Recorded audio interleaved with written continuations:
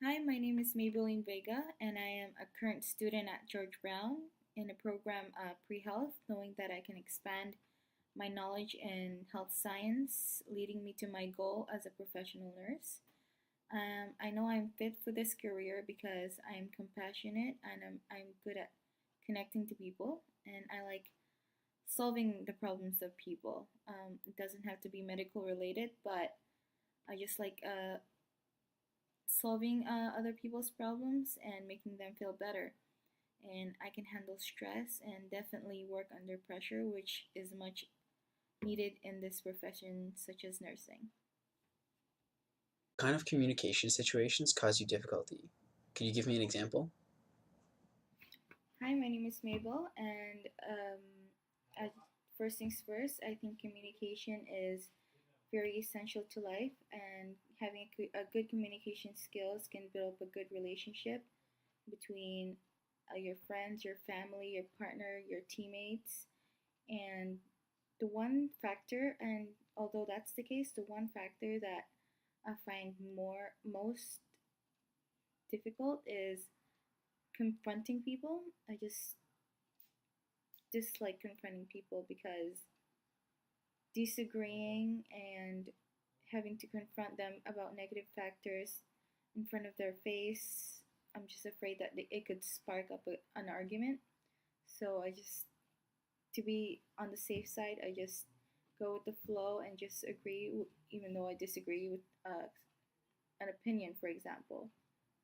And for example, there was this time when my teacher put us in a partner of a certain project, and it was awkward. We didn't know anything about each other, and I tried to loosen up the tension a little bit by talking to him, but he was just not very responsive. Therefore, I didn't want to sound rude or misled, so I just didn't try and talk to him throughout the middle of the project. But as time went by, the deadline was coming up, and I was more worried about the grades more than the relationship that we're having.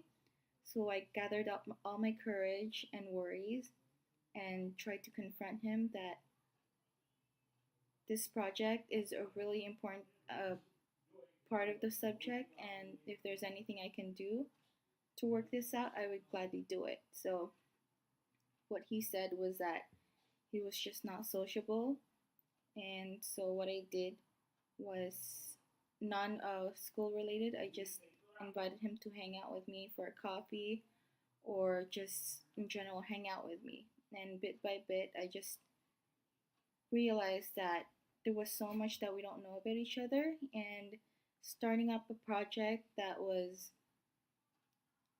starting up a project and not knowing each other was kind of overwhelming. So as time went by bit, I kind of just talked about the project, and bit by bit, he kind of gave me his opinion, and I realized that both of our opinions were the same. So which was a little easier for us to cooperate with the project, and we finished it, having us resulting to a good grade on the project. And at the same time, at the end of the day, we built up a relationship where we could just say our problems to each other face to face without misleading it with each other. Or if we have misled each other, we could have just. Tell us about a time where you had to adapt to a difficult situation. So there was one time when I had to fill in for a manager temporarily because she was going on leave, on an unexpected emergency leave. So I had to choose to be a manager. They made me have a choice, and I admit I was very reluctant at first in taking the job because at that time I already have two jobs plus the school. So my schedule was a little swamped up already, and that I feel really intimidated that time. But one of the first thing I learned about having two jobs in a school is to plan ahead, always plan ahead. So what I did was before she left, I asked her if she could make a list of the day-to-day tasks as a manager. That way I can eliminate tasks that I could just do another day or were not important at all. And that way I was able to plan ahead by month as a manager. And the second thing that I had to adapt to my workplace is my relationship with my coworkers. Initially, I had a playful relationship. I've always had a playful relationship with my coworkers, and as I think about it, that makes them hard to see me or view me as a leader or someone to be serious with. So what I did was I confronted them. I asked them their own opinion of what I can do to view me as a leader. So what I did was I stepped myself up.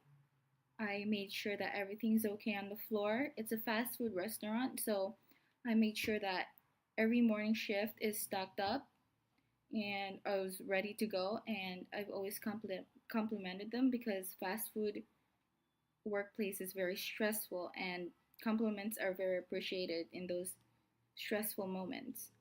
And my day-to-day job as a manager, I was able to fill it in for 6 months, plus the having a good grade in school.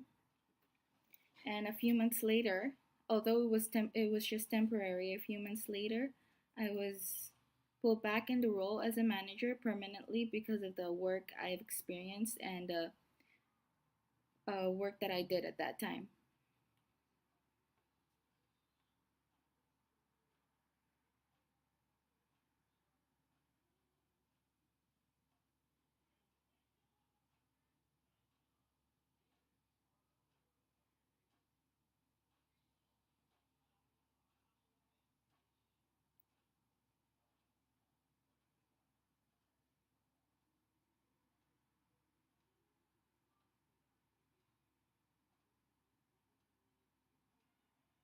Give us a time when you had to address an angry customer. What was the problem and what was the outcome? This angry customer that went to our counter and complained that her burger wasn't made the right way she wanted to, and she was yelling and cussing in front of her other customers, and nobody seemed to was ready to approach this woman. So I stepped in, apologized for the inconvenience, and hoping that I can fix the problem myself. And one more time, I heard her words. I listened to the problem, and all I could hear was insults, which I told her was unacceptable, and she should just tell her exactly her problem was with the burger, so we could fix it right away. And after we fixed the problems, I told her that people make mistakes, servers make mistakes, and I was glad that she complained about this because so that we can improve our business even more, have a space for improvements for our service. So I was very glad that she complained, but at the same time, her actions were not acceptable. So I told her to treat others the way she wants to be treated, and having to approach her and having to say that it was not right was the right approach because nobody should be ever treated that way. Nobody should be called names that are inhumane to the ear, nor should we let them. And having to be calm in the situation like that and at the same time deliver the message, I was able to deliver the message I want her to understand. And overall, we were able to learn something from that situation. For example, for us to be more efficient in our service and to be careful in what we're putting in the burger, to be able to satisfy the customers as much as possible, and for her on her side to be able to treat others the way she wants to be treated. And that's with respect, and vice versa.